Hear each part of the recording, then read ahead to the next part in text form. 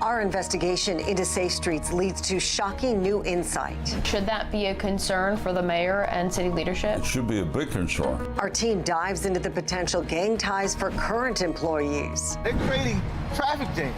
A major traffic backup on Gwynns Falls Parkway. They've created an extra burden of angst and anxiety for the taxpayer. Why neighbors are pointing to bike lanes as the reason for it and what they want the city to do about it. Heated back and forth at tonight's county council meeting over a controversial proposal to limit the powers of the inspector general.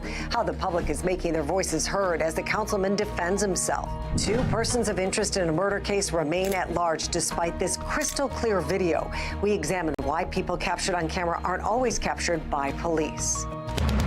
Live from WBFF in Baltimore, this is Fox 45 News at 10.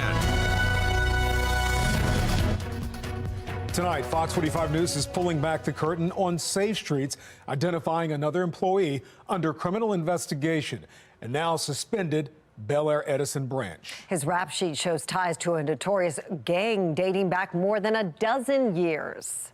These members should not be working for a community anti-crime strategy program.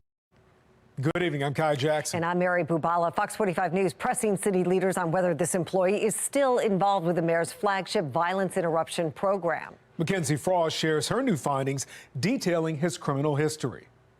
Through a new records request, we're learning the names of the workers at the Bel Air Edison Safe Street site, which remains inactive. And one name specifically is no stranger to federal law enforcement. A public records request peeling back the layers of the employees at one Safe Street site. Now temporarily shuttered, the Bel Air Edison Safe Street site under the microscope after the FBI executed a search warrant on October 26th. Since then, Have a good day. the door locked and activity paused. Fox 45 News reporting on the site supervisor David Caldwell, who's facing state-level charges after law enforcement found ammunition in his home during a federal search. But Fox 45's latest investigation uncovering, along with Caldwell, Lamont Crooks is also on the payroll. Seen here on cell phone records provided by Baltimore City's law department. And here on this LifeBridge mandatory meeting sign-in sheet from August 2023. We're redacting the other names on the list for now. But Crooks' name also appears here throughout this entire 2010 federal search warrant during a Black Guerrilla Family or BGF gang investigation. According to the warrant, Crooks was named a BGF affiliate who was one of the heroin sources of supply for BGF. At the time, Crooks was on federal supervised release after serving just under 4 years in prison for firearm charges. Stemming from that investigation, Crooks was sentenced in December 2011 to just under 6 years. That sentence later reduced to 5 years in February 2015, and he was released from prison in April of the same year. While the current federal investigation involves at least one Safe Streets worker, Caldwell, the FBI isn't saying much about the scope of the probe. Sources close to the investigation, however, tell Fox 45 News it could be connected to possible BGF affiliation. The Black Guerrilla Family is a dangerous gang. Johnny Hughes recently retired as the U.S. Marshal for the District of Maryland. He remembers when BGF infiltrated prisons in Maryland and Baltimore City and says if there are BGF members working in the Safe Streets locations, should that be a concern for the mayor and city leadership? It should be a big concern. Yeah, it should be a huge concern. You know, these members should not be working for a community anti-crime strategy program for the state or for the city. Monday, Fox 45 News sent the Mayor's Office of Neighborhood Safety and Engagement, or MONSE, several questions, including, is Mayor Scott's office familiar with any current or past BGF affiliates or gang members employed at Safe Street sites? What precautions are taken to ensure BGF members do not seek employment with Safe Streets? Not specifically answering the questions, instead, MONSE offering a lengthy statement saying in part, quote, we take any allegations of wrongdoing or active affiliation with group violence extremely seriously.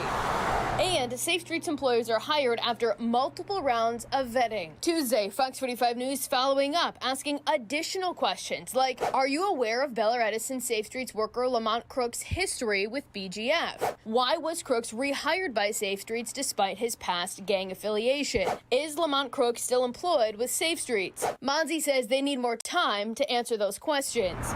Meanwhile, the Bel Air Edison Safe Streets site remains inactive, and LifeBridge Health, which manages the site, says it's not sure when it will reopen. We sent questions to LifeBridge about Lamont Crooks. LifeBridge acknowledging our questions, but telling us they need more time to respond. So when we have more information, we'll let you know.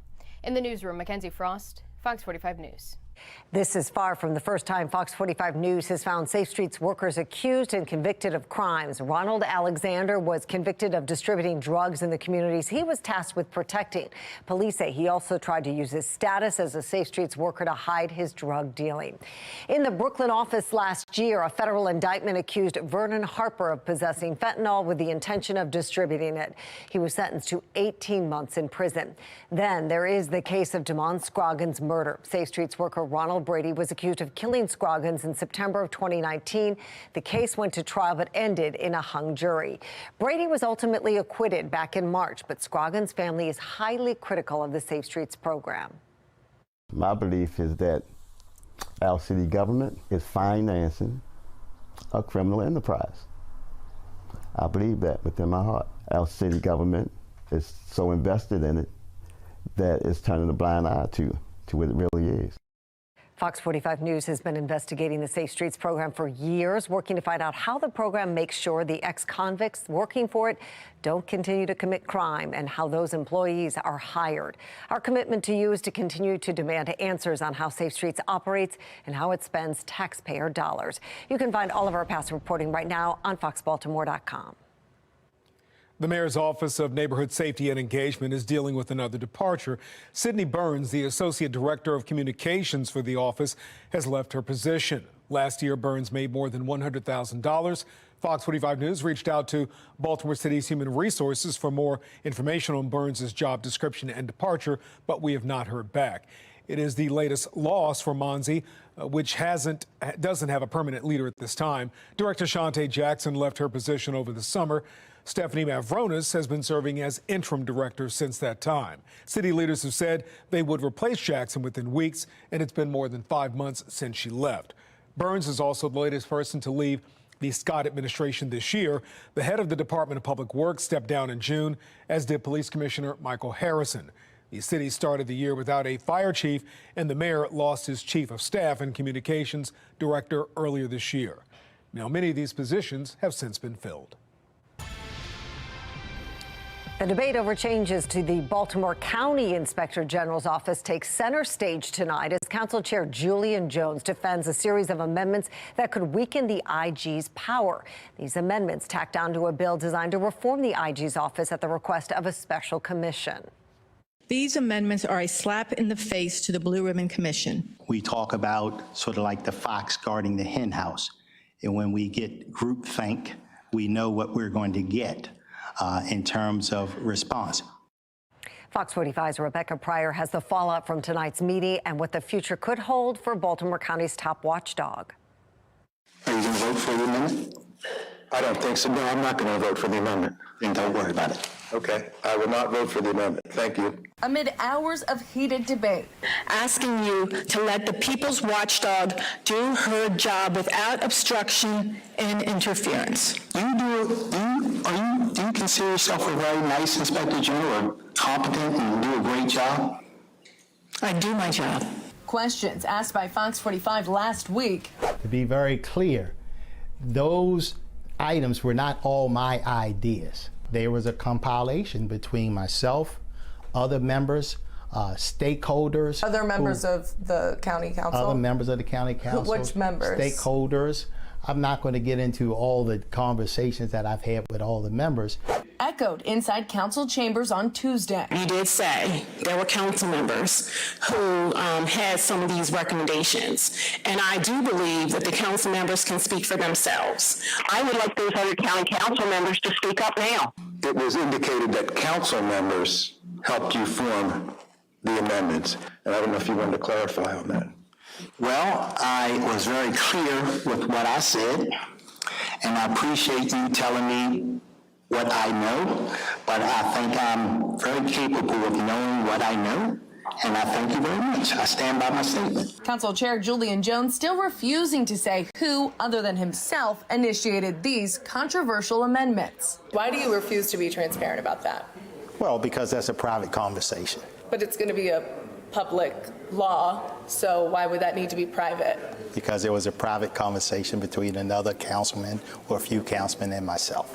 So multiple councilmen and yourself? Well, it was a private conversation. Private conversations about public amendments being made to a bill 2 years in the making. Long-awaited legislation designed to strengthen the Inspector General's ability to weed out waste, fraud, and abuse with new policies backed by this 100-page report by a Blue Ribbon Commission that the county paid $100,000 for, by several local and national organizations, by County Executive Johnny Olszewski. I completely understand the Inspector General's shock and surprise and outrage in this situation. And by Baltimore County's Deputy Director of Government Affairs. The administration supports the bills as introduced, and I urge the council to resist any amendments that are not aligned with the recommendations of the commission. Critics arguing the amendments would undermine the commission's months of research. Included in the amendments, blocking the IG's power to freely subpoena documents from private contractors, citizens, or companies doing business with the county, allowing any county employee involved in an IG investigation to request reimbursement for attorney fees, and creating an advisory board that would review and insert recommendations on all IG reports before they're published. Ultimately, if passed, it's city employees paid by your tax dollars the amendments would protect. Rebecca Pryor, Fox 45 News. The council will formally vote on the amendments next week. Fox 45 News will continue to follow the progress of the bills, keep you updated every step of the way.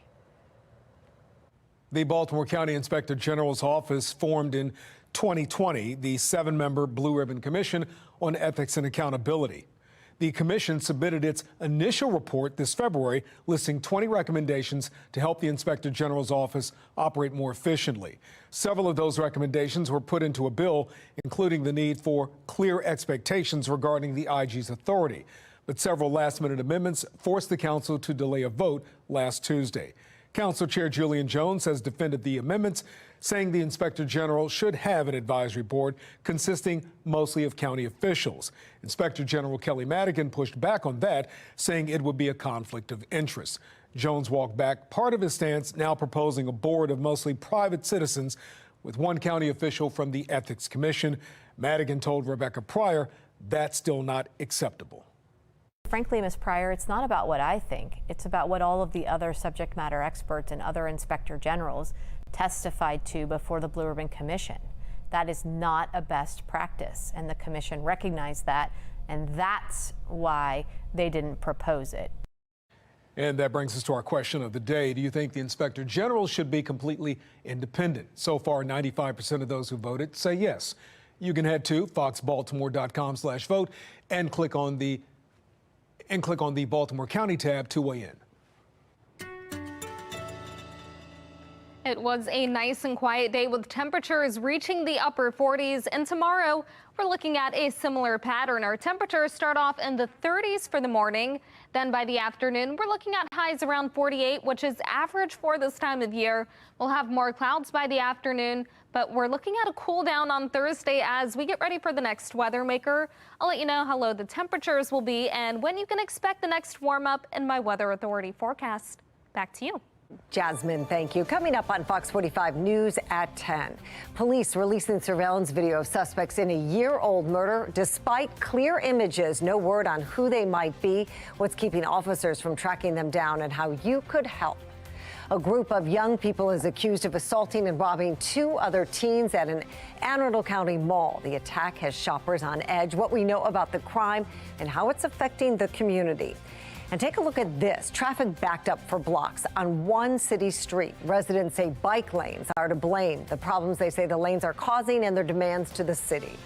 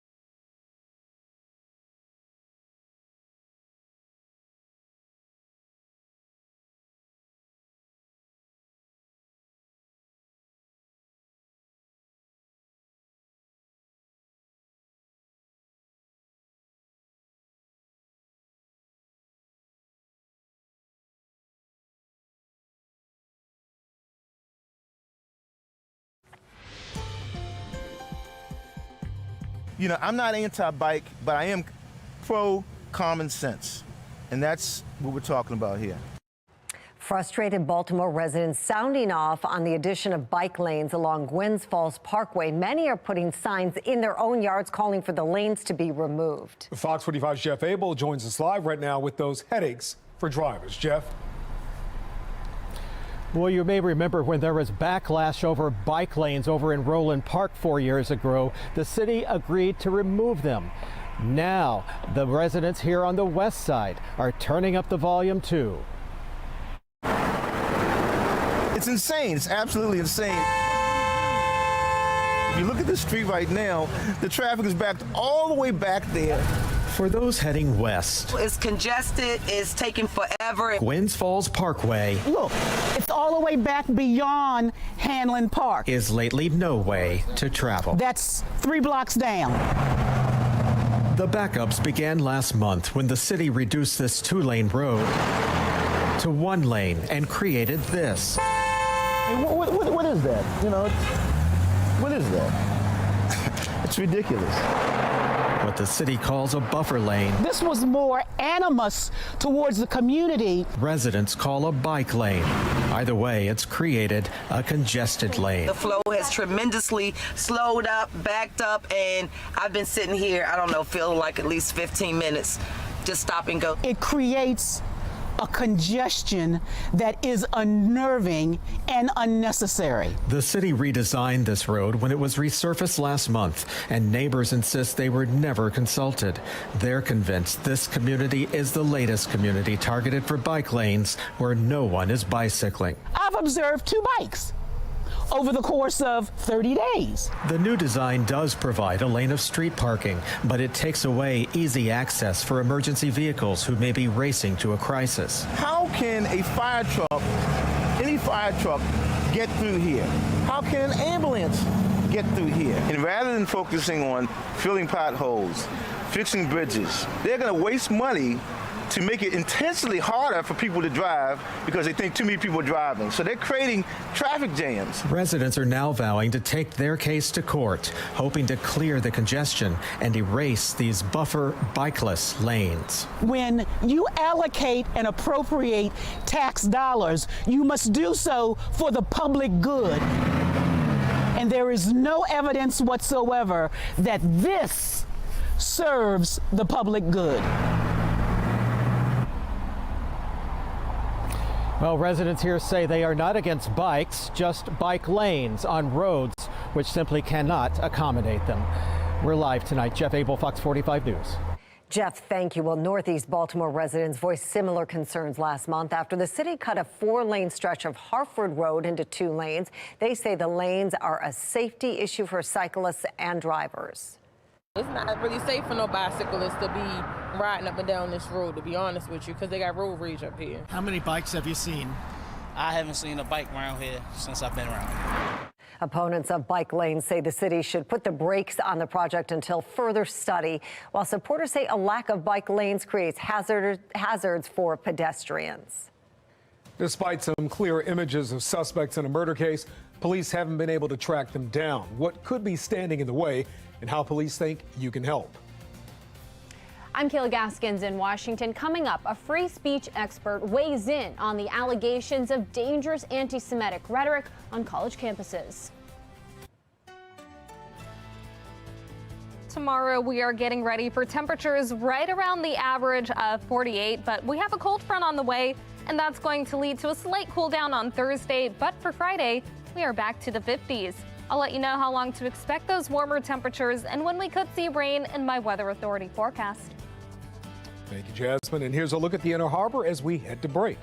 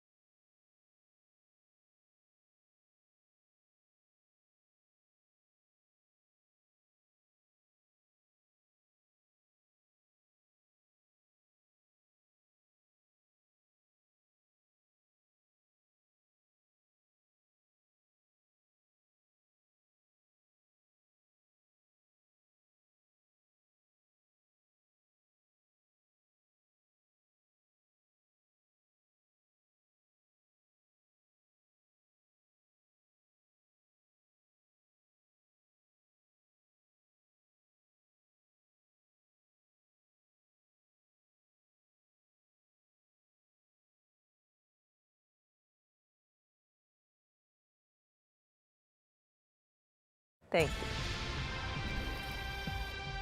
The Maryland Council on American Islamic Relations is calling for the termination of a Johns Hopkins hospital doctor who endorsed the genocide of Palestinians.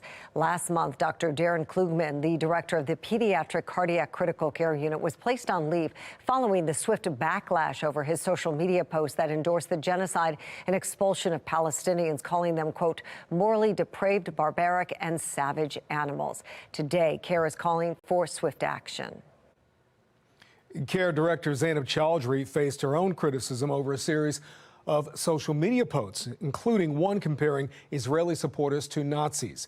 Attorney General Anthony Brown suspended her from the Maryland Hate Crimes Commission, but she was reinstated a few weeks later after the AG's office revealed it doesn't have the power to suspend or remove members of the Hate Crime Commission. Now, Brown says he is working with the governor to give his office that power. Well, as one Ivy League president steps down over comments about anti-Semitism during campus protests, another is keeping her job. National correspondent Kayla Gaskins takes us through the debate regarding protected speech. Harvard's president Claudine Gay will keep her job, despite calls for her to resign over rising anti-Semitism on campus. The news coming after UPenn's president announced her resignation over the weekend. The two leaders facing similar fire for their performance at a congressional hearing last week. Gay has since apologized for her answers. Calling for the genocide of Jews violates Harvard Code of Conduct, correct? Again, it depends on the context. It does not depend on the context. The Harvard Corporation releasing a statement Tuesday reaffirming their support for Gay, adding calls for violence against students will not be tolerated. Harvard grad Republican Representative Elise Stefanik had this reaction to the news. This is a moral failure of Harvard's leadership and higher education leadership at the highest levels. During the hearing, the presidents of Harvard, UPenn, and MIT argued the anti-Semitic speech in question. Calls for intifada and chanting from the river to the sea fell under the protection of free speech. Nico Perino with the Foundation for Individual Rights and Expression says it's a valid argument. Intifada, from the river to the sea, on their own constitute protected expression. People have a hard time hearing this. Maybe they don't want to hear that, but context does matter. Although he understands why critics are so upset. Harvard definitely has a checkered history on free expression. They put out training sessions and memoranda that say fat phobia is a form of violence. And then when you have a lawmaker asking them whether calls for genocide are protected speech on college campuses, and they say, well, context matters, you can see how people would be frustrated. Harvard ranked dead last for the 2024 free speech rankings by the Foundation for Individual Rights and Expression. In Washington, I'm Kayla Gaskins. And that brings us to our national question of the day. Do you think Harvard's president should be terminated over her handling of anti-Semitic protests on campus? So far, 88% of those who voted say yes. To make your voice heard, head to foxbaltimore.com/vote. Click on the Pulse tab. Now, yesterday, we asked you, do you support sending military aid to Israel in its battle against Hamas? 62% of those who voted said yes. Ukrainian President Volodymyr Zelensky was in Washington asking President Biden and Congress to help his country in its fight against Russia. President Biden says the U.S. is unequivocally supporting Ukraine, while Republicans are hesitant to offer that support. Putin is banking on the United States failing to deliver for Ukraine. We must prove him wrong. I've made this very clear, again, from the very beginning, when I was handed the gavel. We needed clarity on what we're doing in Ukraine and how we'll have proper oversight of the spending of precious taxpayer dollars of the American citizens. Now, the U.S. has already given billions of dollars to Ukraine, and Republican critics say that money should be going to America's southern border instead, which is seeing up to 10,000 migrants arrested every day. A recent poll shows 48% of Americans believe Washington is spending too much aid on Ukraine. One Baltimore community leader saying the city's car theft problem is like nothing he has ever seen before. Which neighborhoods are being hit the hardest? Residents bring their questions about the Harbor Place redevelopment project directly to the mayor and developer, how they're responding to concerns over public safety.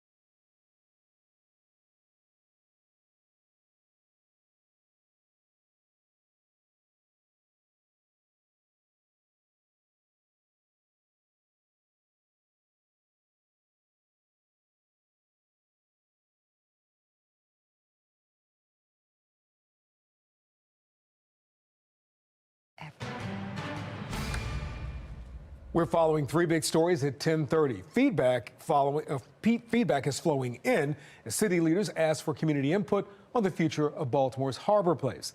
The polarizing reaction to Baltimore's big proposal. A group of teens charged with assaulting other young people at Arundel Mills Mall. Why one police expert says malls create a perfect storm for crime.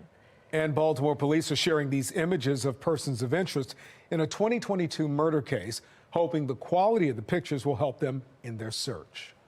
These images come as BPD says surveillance of any kind is a big help in its investigations, but caught on camera isn't always translating to caught by police. That's right. Fox 45's Keith Daniels joins us live with some of the hurdles police are trying to navigate. Keith? Tonight, the search for two men wanted in connection with one of the city's murders. Police just releasing surveillance video.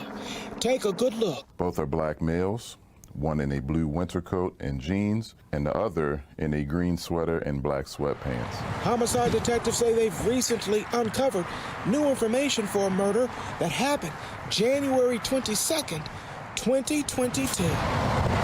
Just before 11 o'clock that night, police responded to the 295 off-ramp from Westport Street in South Baltimore. They found a vehicle stopped on the ramp. The man inside the car shot in the head, dead. Now the video and new information, police say, that indicates these two individuals seen here on the surveillance video might have some information about the murder and are spotted together after the body in this case was found. Images of the persons of interest in this video, clean, crisp, clear. Ted Golden. It's difficult, but sometimes people do come through. A former Memphis police officer and retired federal narcotics agent on the importance of surveillance video in homicide investigations, even when images are not as clear as these. Golden says even hard to see images of a suspect help. The way they talk, the way they walk, the way they dig in their nose, how they hold their hands, their facial expressions, physical expressions. There are a lot of different ways that folk remember people, not just what they look like, but what they do, how they act, the mannerisms. But Golden says, despite having good surveillance footage, sometimes investigations are complicated when witnesses are reluctant to come forward to help police out of fear of retaliation. Participants of the city's so-called stop snitching culture. The issue raised during the investigation of this summer's deadly Brooklyn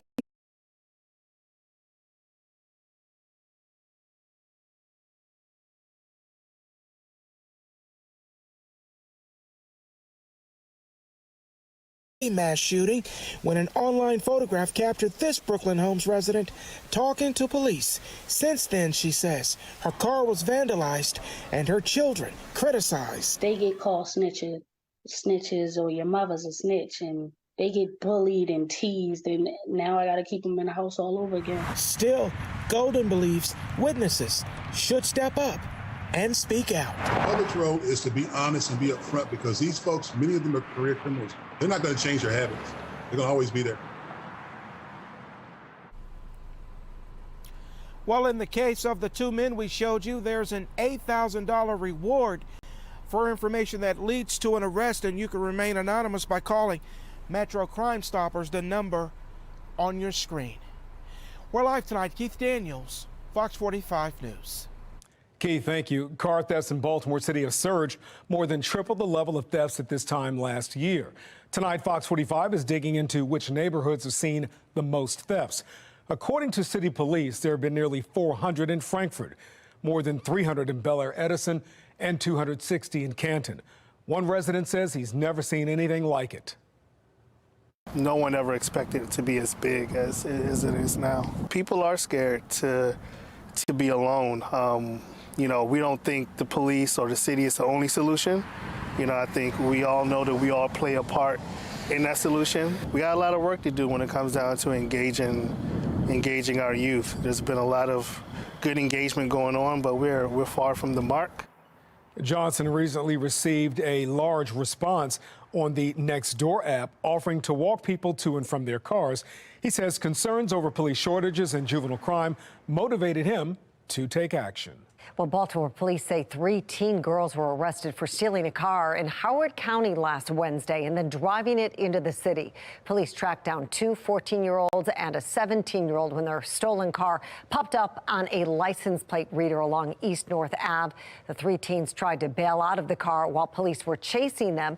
They were arrested and now face charges. Police say juveniles are responsible for 38% of carjackings this year in Baltimore. 2/3 of those suspects are referred to the Department of Juvenile Services, but only 5% end up serving time at a DJS facility. Well, Maryland Senate President Bill Ferguson is holding a town hall next week aimed at addressing juvenile crime and public safety across the city. The 3 state delegates who represent South and East Baltimore will be on the panel, along with DJS Secretary Vincent Schiraldi. Well, Schiraldi is facing some criticism of his own on his views regarding juvenile crime. He believes young people shouldn't be exposed to the adult prison system until they turn the age of 25. Well, some former lawmakers and also police leaders are pushing back on that mindset, saying those policies will make Maryland less safe. You're basically saying up until the age of 25, which is what he wants to do, you get a free ride. Unfortunately, legislators, lawmakers, have decided that it's better to support the lawbreakers rather than those who are enforcing the law. Well, Schiraldi also supports ending probation and parole for offenders of any age.